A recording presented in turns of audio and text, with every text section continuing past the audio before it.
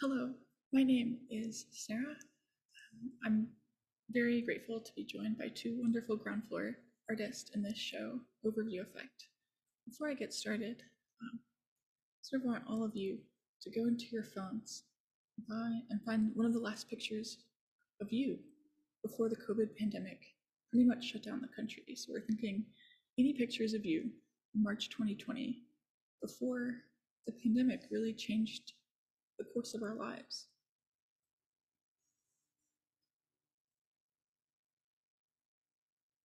Okay, now I'll show you one of the pictures for me for March 2020. At the time, I was teaching microbiology at UAB. I look back at this picture with a lot of nostalgia, but also realizing that I've matured a lot in the ways that I've been thinking about the world. And the entire trajectory of our lives have really changed in the last 2 or so years. In a pandemic that it seemed unreal at the beginning, and now it's just something that in some ways is just a part of our everyday.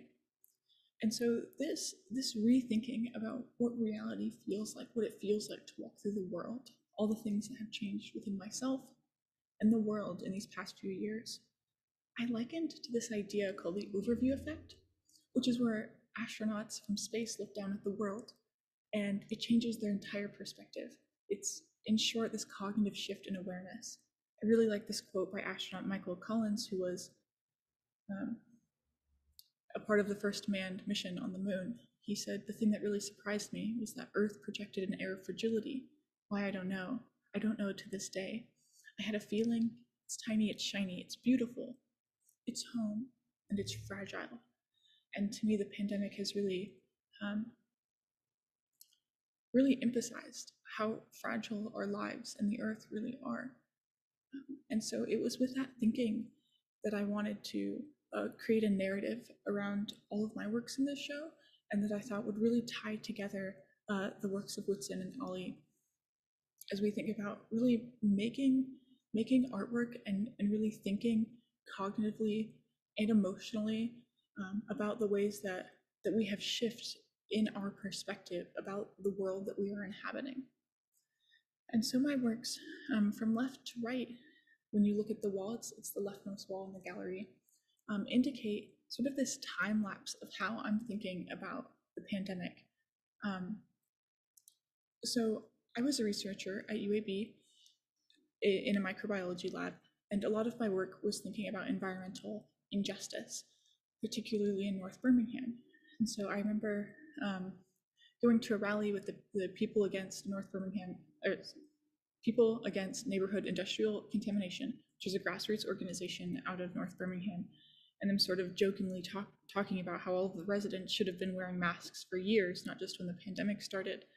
And this idea really, sunk in with me, but especially as a lot of racial reconciliation was happening after the televised brutal killings of several Black Americans. But also as the COVID pandemic drew on, the entire nation started to realize that populations like North Birmingham were really facing disproportionate effects of the pandemic. And so in one of my works that was recently shown at Gallery Rocks, I used parts of my dissertation and pulled out certain words in blackout poetry to portray some of the ideas I was having about my work and how I can contribute to this narrative, but also using works that not only tell the story of North Birmingham and what people are going through, especially at the beginning of the pandemic, but then I can also sell and give back to these communities.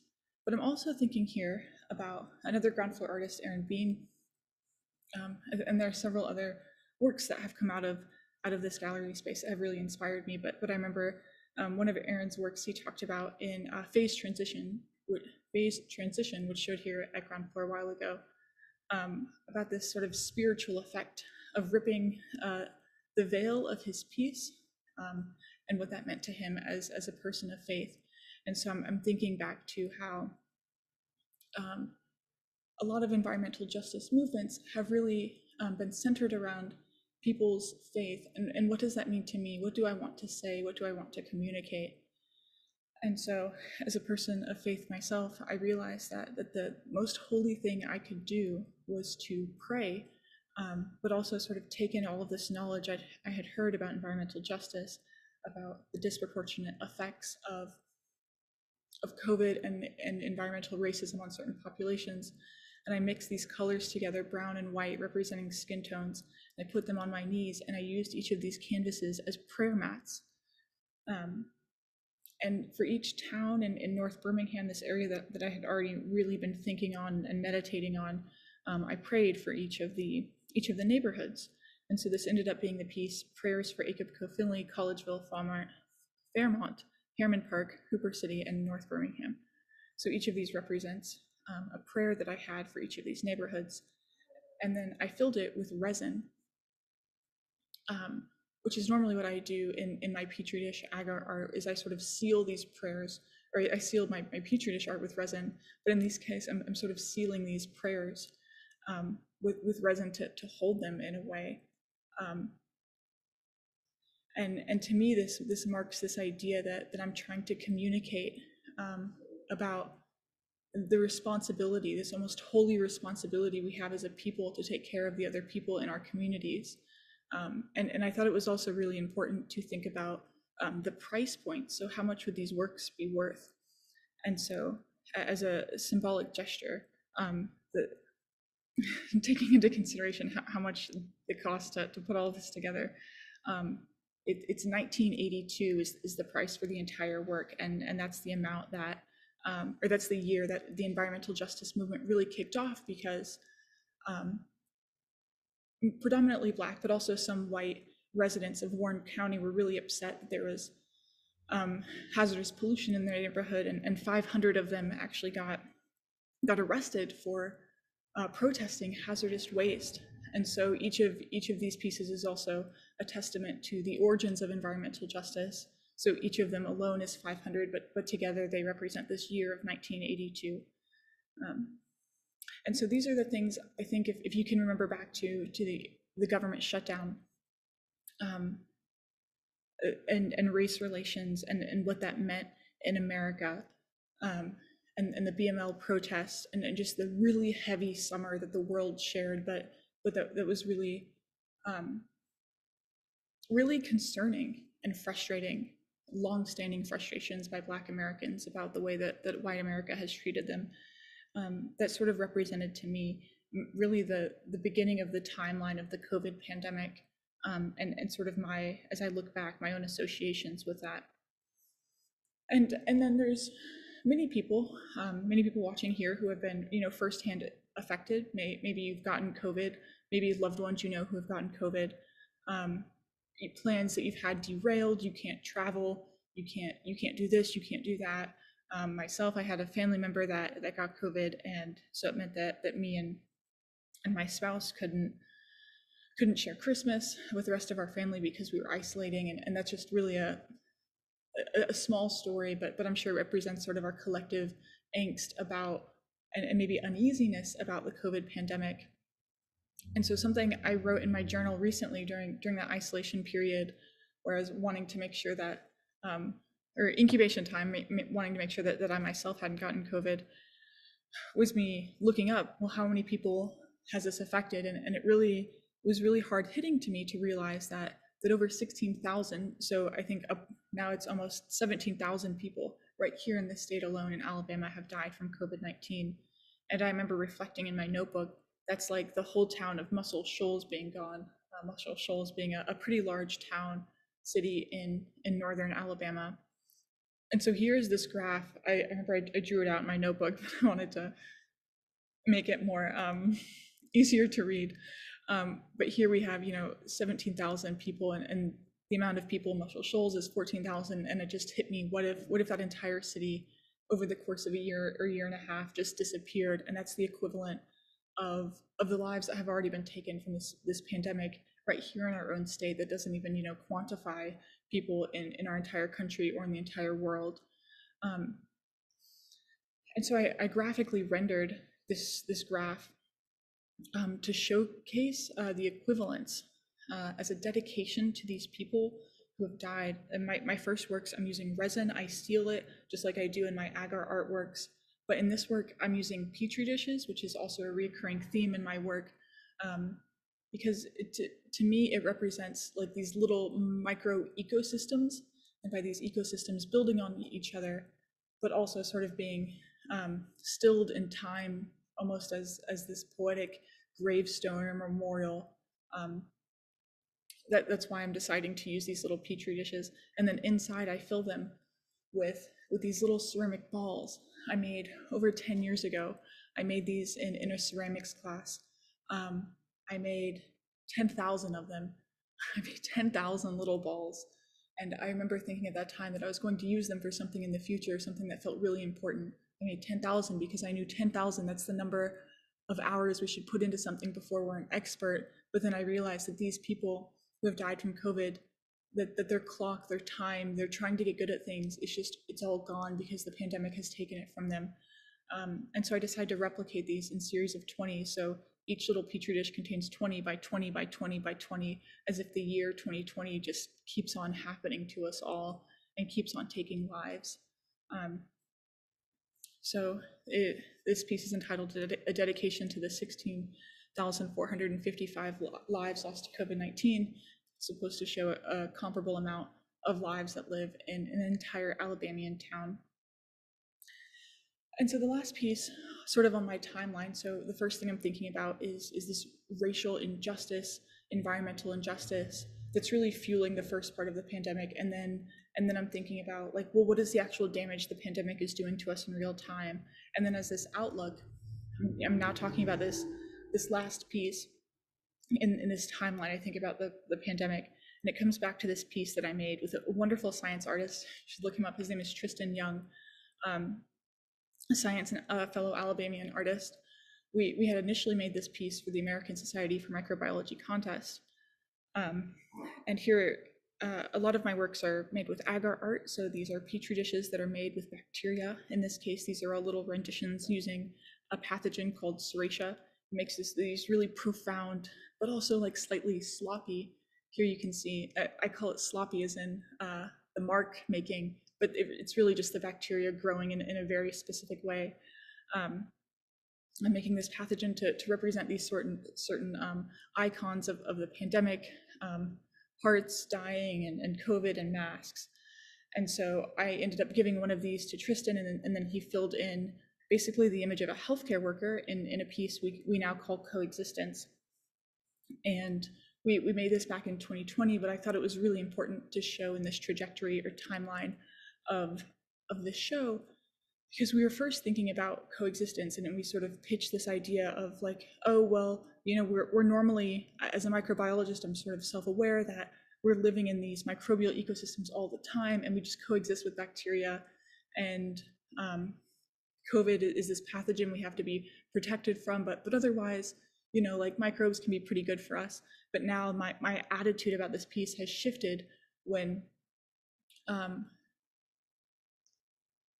people like Dr. Fauci are saying, you know, Omicron, that the new variant with its extraordinary, unprecedented degree of efficiency of transmissibility will ultimately just find about everybody. And so I'm thinking here to this piece, Coexistence, that in some ways, in some really irksome and ungentle ways, we have to think about how this pandemic is something that is just going to be a part not only of our health and of the world and of medicine for a really long time, but it's also sort of ingrained in our collective consciousness, and we are just literally having to coexist with it. And so I sort of put this in this timeline of my works as this idea that with COVID, in this really, really strange way, it is now, it's one of us, it's part of us, it's sort of this living, breathing part of humanity and our collective story.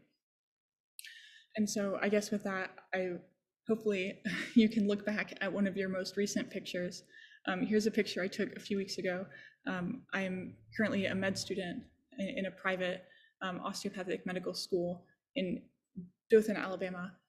And I was pretty excited because we learned how to tie surgical gowns on ourselves, and like the aseptic ways of putting everything on. It's much more, sterilely putting on clothes is very, very difficult. But this is one of my last pictures, and I'm sort of comparing here, and I hope you also compare your two pictures, but here are mine. Here sort of before and during, mid-pandemic, and all of the time that has passed in between, and all of the thoughts that I've had, all of the sorrows and thoughts that we've all shared. I'm glad to still be here. I'm glad that you all are still here. But in some way, I'm really fortunate that now, you know, when Tristan made this work, Coexistence, I look at this work now and I sort of see this image of myself, you know, this like curly hair woman, a healthcare worker, and I'm very excited that I myself can possibly contribute to mitigating the ways that COVID has really ripped through our communities. And it's been really really beautiful, I think, for me to be entering into healthcare in a time so pertinent, but also to be able to reflect on it as an artist and how I'm feeling and what I'm thinking about it. And none of that would have been possible without being able to share and have these types of conversations with you, the listener, and everyone who was able to make it to the show, and Ollie's work and Whitson's work. So thank you to all of you, to Jennifer and to Sarah, and to Ground Floor Contemporary. With that, I will stop sharing.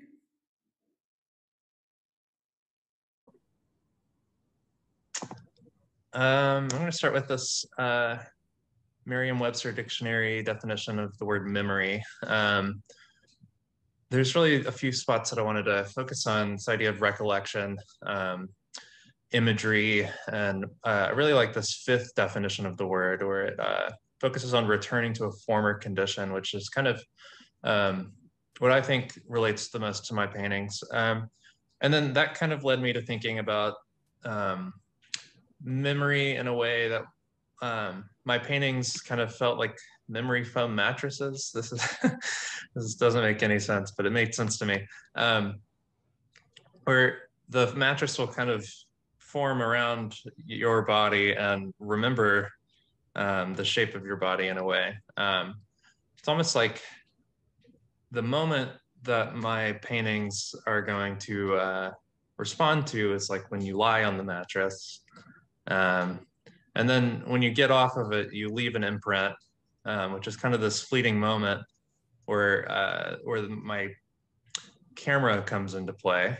And what's left is just this little bit that's kind of left behind. And I think those three parts kind of all come together to be the equation that becomes the work that I make.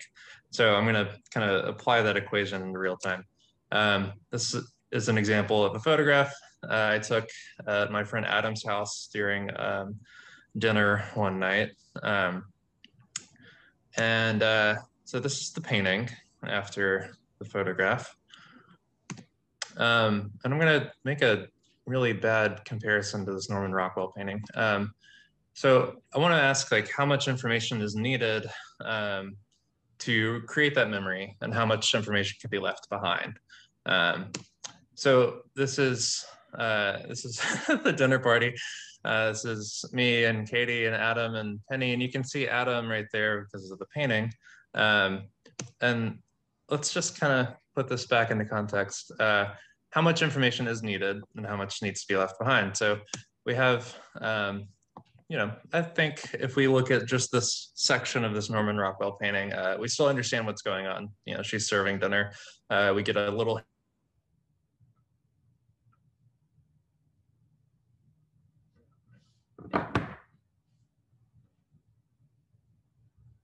focus. In fact, kind of taking it out of focus gives it a little bit more truth to kind of what your memory really is.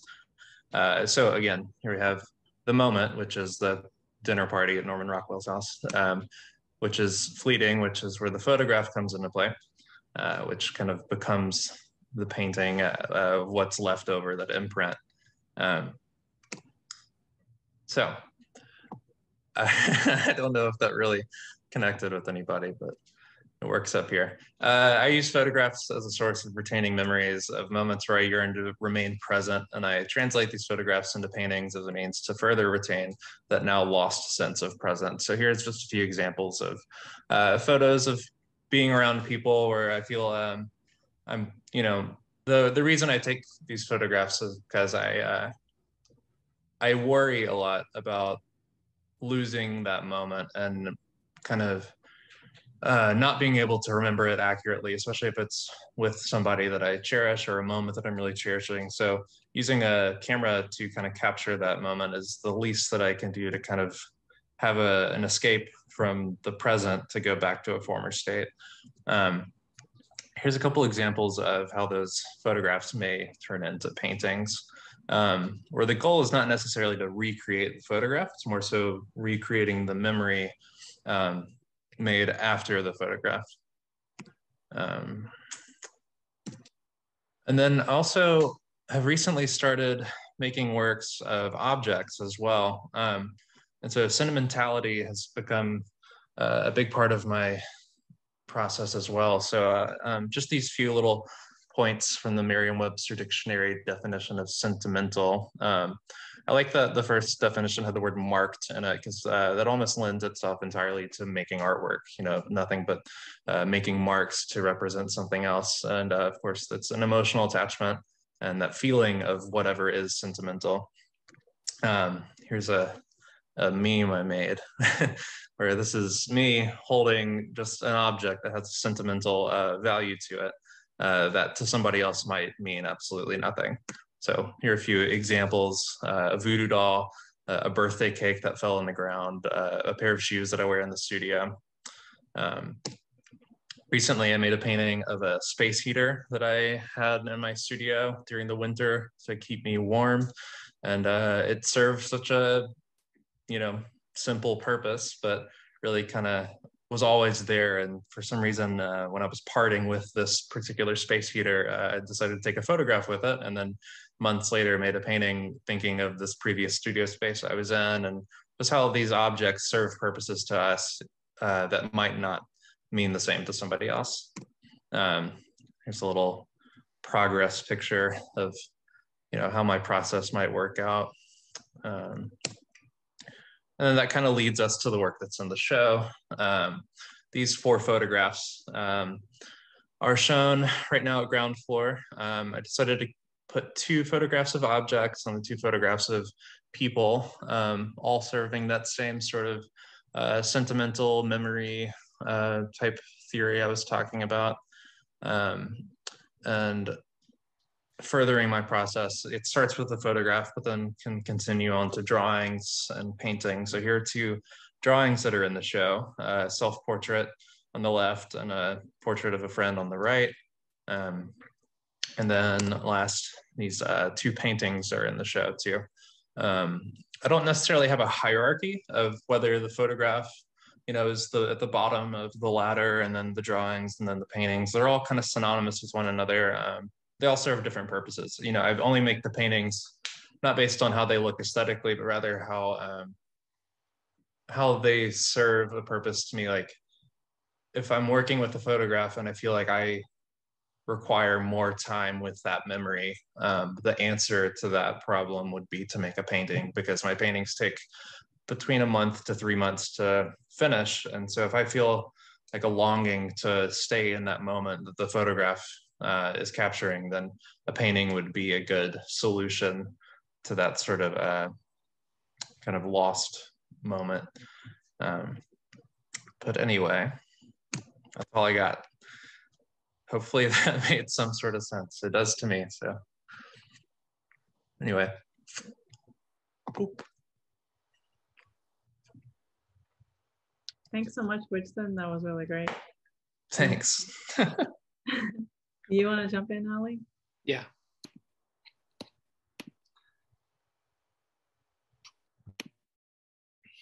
Okay, I want to show a painting I made in 2013 called Uprising, in reference to the Arab Spring that took place earlier. And it in part became bloody, and in another it became a gloomy winter.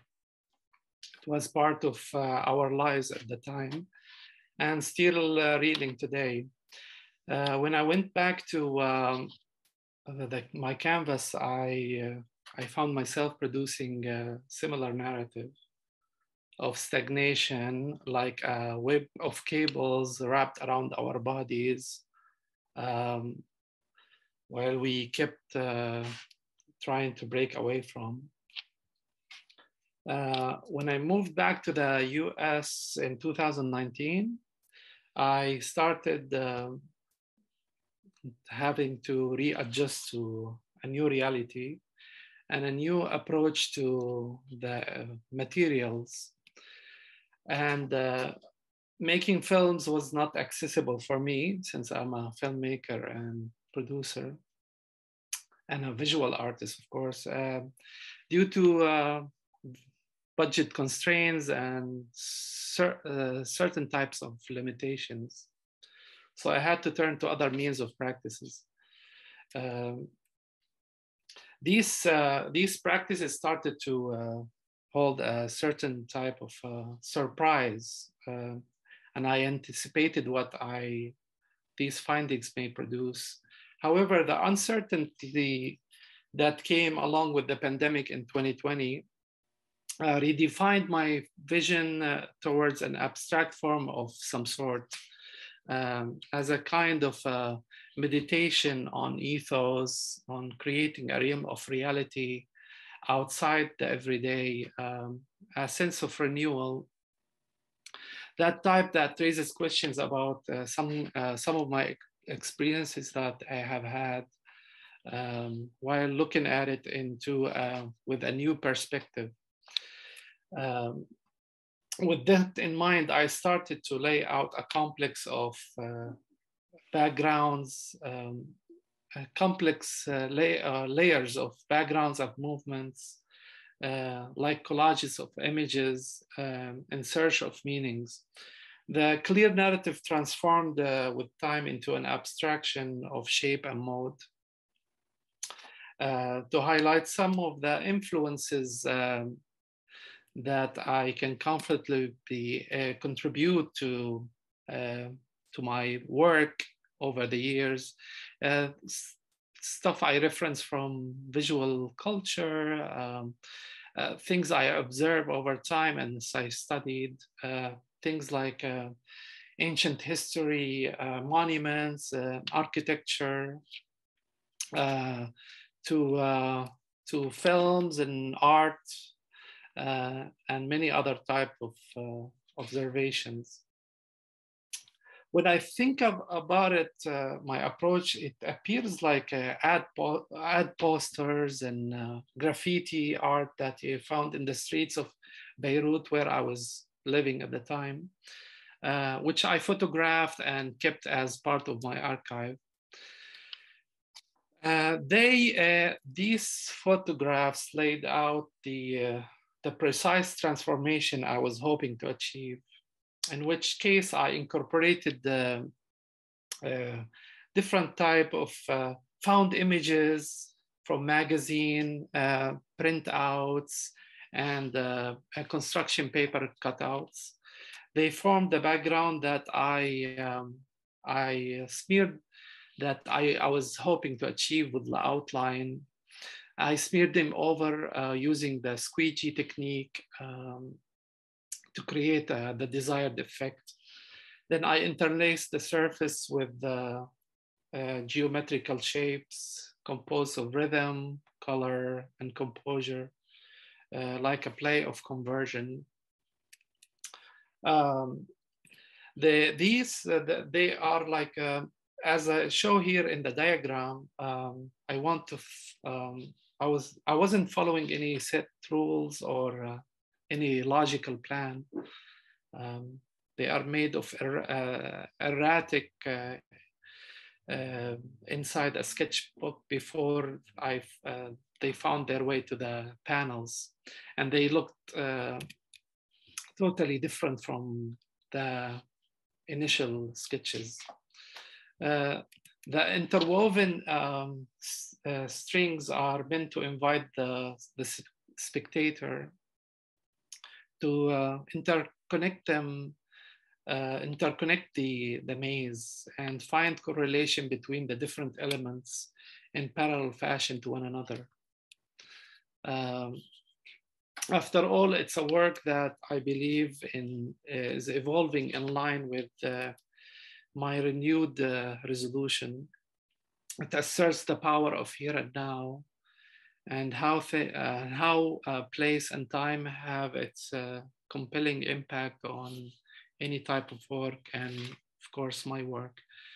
To that end, it's a personal attitude and mental activity that one's needed in order to entertain ideas and thoughts before coming back with a renewed energy.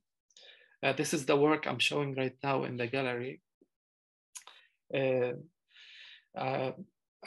reflects, I reflect back on past experiences and trying to make sense of the new reality. This is all. You can find more about my work through visiting the ground floor contemporary, and of course my website and social media. Thank you for your participation.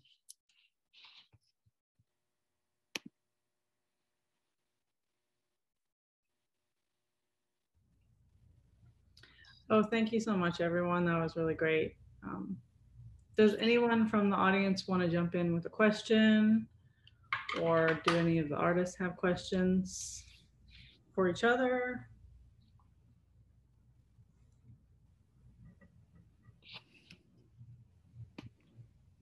Sarah? Ellie, is this work in the gallery right now more like a meditation? Mm-hmm. Mm-hmm. Okay. Right. That's right. Yeah. Yeah. It's I started to think about it as a more like an abstraction form since the as I said, through the pandemic time, and I started to follow into that pattern along. So it's like a meditation on ethos and on a sense of renewal, finding yourself in a new vision. Mm-hmm. Mm-hmm. Right. And Sarah, it's really interesting that yours is meditation also, in a sense, isn't it? Well, yeah, I really like that parallel. And Whitson is the process of memory. Yeah, I'd say maybe more of a rumination than a meditation, but yeah. Whitson, I have a question for you. I'm wondering, like, when you're making your works, it's sort of this preservation of the things that you love. And so I'm wondering how, like, your friends or your family or the people, your subjects, like how they react to the work. Do you feel like it takes on a different nature than the way that you react to it? Or are they happy that you're preserving these pictures indefinitely in the same way that you feel? I mean, I feel like the people that I decide to paint, feel honored in a way, but at the same time, like the photographs I take are, not trying to be vanity. So some of them are kind of unflattering or kind of awkward, or, in the middle of someone speaking, so I'm not trying to make, a pretty picture of someone that I love, so I worry about that. No one's ever, complained or anything, but I do worry a lot about, like, I hope that they think that they're being represented accurately, not necessarily through the likeness of the portrait, but like I'm always curious whether, like, the way I decide to represent them through the colors and the photograph, oftentimes there's multiple photographs from the same kind of period. So I always just kind of wonder if that's in their mind an accurate representation, because to me it is. I don't know. How do they feel when that is gone to someone else's home that they don't know? I'm really picky about who I sell the paintings to. I don't know. That's kind of a tough thing too. It's like I've spent so much time and spent so much emotional energy on the paintings, and for them to just live with somebody else that doesn't have a similar attachment is kind of a tough thing to decide. So yeah, I don't know. I haven't asked anybody what they think about them once they're out of my hands. Interesting. I was wondering if I could each hear from you each, just a little bit about your background and your personal narrative and where you each are from, and what you've done previously. Like Ali, you're a filmmaker. I'm wondering if you'd kind of just flesh yourselves out each. Yeah, of course. More. Yeah, when I graduated in '99 from the UAB with a BA in communication arts, after that I moved back to Lebanon, and I was doing a lot of freelance work as a film editor and then programmer for a film festival. I was watching a lot of films, and mainly documentary films, which I found myself later relating so much to them. And I was doing executive producer, working with other filmmakers at the time too. So, and that's what I was making. And then the time when I was not filming or writing or evaluating films, I was doing other visual work like painting and helping other, discussing art with other people, attending workshops and whatnot. Yeah. What is the title of your feature documentary that you made? Yeah, it was called Asphalt. It was a travelage documentary. It was I was filming two truck drivers, one Lebanese and one Egyptian. They were traveling from across the Arab world, loading and unloading goods. So I was filming with them. The film took me about 4 years to complete. So it was quite a journey. I watched the trailer, and my impression was it was a really quiet, meditative, like study of these men, and not didactic or over political, but just like mundane portrait of their daily lives. Yeah, it was meant to be an observational film. So it was observing their life on the road mainly. So we were constantly filming them on the road. So it was I'll throw out a question and they elaborate and they talk about their life. And with time with them on the road, there's this initiated a trust relationship with them, and they started coming out, talking about their lives and whether at home, on the road, the things there that worry them the most, and where they're heading next, or yeah. That's right. What about you, Whitson? Give us a little bit of your background. I just moved to Birmingham last year from Hattiesburg, Mississippi, which is just a little outside of New Orleans. And I have a degree in painting from the University of Southern Mississippi. And I've also done a little bit of coursework at the New York Studio School. And I taught art in public schools for 4 years, and then I switched out of that into working more institutionally. I work part-time at the Art Museum here in Birmingham, and also doing some art handling as well. But I like to think that I'm really just painting full-time, because all the jobs that I've ever worked, revolve around art as well. And then I'm in my studio every day. And I also, I'm an editor for a poetry and arts magazine. And we do just a quarterly issue 4 times a year. And so I don't know, I have a lot of toes dipped into a lot of different pools. But anything that revolves around art and the contemporary art world, and I'm really happy to be involved with all of that. What's the name of the magazine? Warm Milk Publishing. Yeah, one of my work was featured with them in one of their editions. That was a great piece that you got selected for. I know, thanks. Yeah. Yep. Whitson, will you bring one of the publications to the gallery? Yeah, sure. They're all limited print physical issues, so most of them sell out fairly quickly, but I have my own copies I can bring. Yeah, and just pass around. Maybe yeah, when you sure. come on the last one, that'd be fun to see. Okay.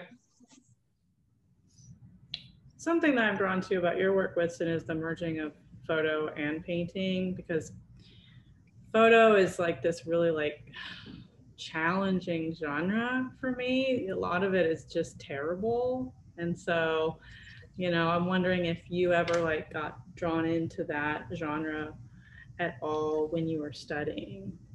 No, I didn't start doing photography until quite a bit after being in school. In a way, actually, doing the photos was like I really started applying it to my practice after COVID, because I used to paint almost exclusively from life. And then that was no longer an option. And so I had to figure something else out. And I was like, well, I like taking photos. I'm going to see if I can incorporate that into my work. And then, yeah, so then they became kind of one and the same. And it was kind of the answer to the question that I've had for many years. I was like, the missing link was using photography with the painting. But I don't know. I use other cameras, but almost exclusively I have like a plethora of Polaroid cameras, many different models, different film types. But each camera, I mean, Polaroids are just so poorly made, which is like the perfect thing for me. It's like, you only have so much control with what the photo is going to look like. You can, frame the shot, change the exposure a little bit, find the focus. But the second you click the shutter, the camera is going to do so much that is out of your control. And then maybe the film is expired, or maybe, it got overexposed. Maybe there's a light leak. There's so much that can happen that you have no control over. Just that imperfect photo kind of goes ahead and takes it one step closer to becoming a painting for me. And also just the idea of having the photograph as an object rather than just a digital image, specifically with the Polaroids, because it's a unique object as one image.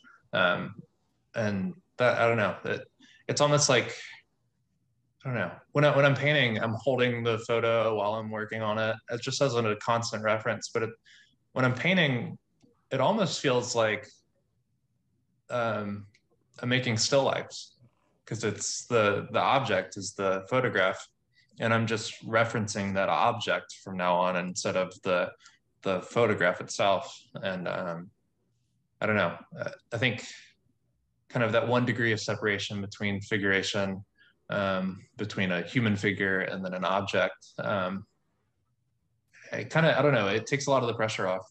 So having an imperfect image that's already an object, translating that into the painting, I don't know, there's not as much weight to it. But I'm just rambling now. But No, that was really great. What about you, Sarah? Give us a little bit more about yourself. I do want to say I like artist rambles. They're my favorite kind of rambles. I was a military kid, so I did a lot of moving around in childhood, but I eventually ended up at UAB in Alabama, because that's on the GI Bill that I was a recipient of because of my dad's service. It took me to the state that he lived in, which was Alabama, so that's why I chose, or I ended up choosing UAB, but that's why I had to come to Alabama when I was 17. And I've been in this state ever since. Growing up, I always wanted to be a physician.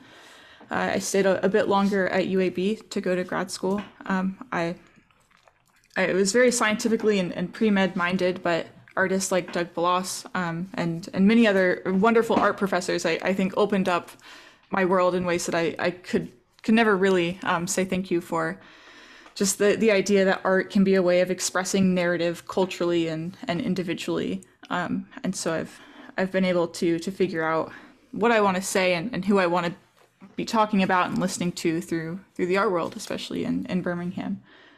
for that. I'm really grateful. I'm currently, some of you know, I live in Dothan and go to a private med school in Dothan, which is really close to a lot of rural Alabama. So there's a lot of learning what real I mean, Birmingham is real Alabama, but Dothan has really opened my eyes to so much more. Yeah.